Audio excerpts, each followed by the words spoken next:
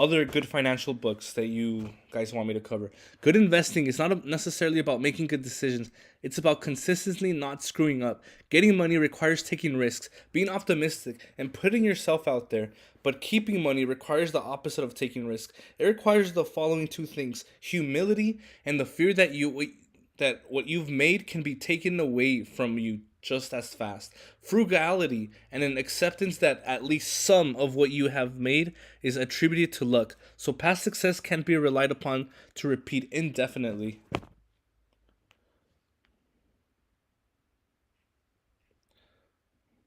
Yeah, guys. Let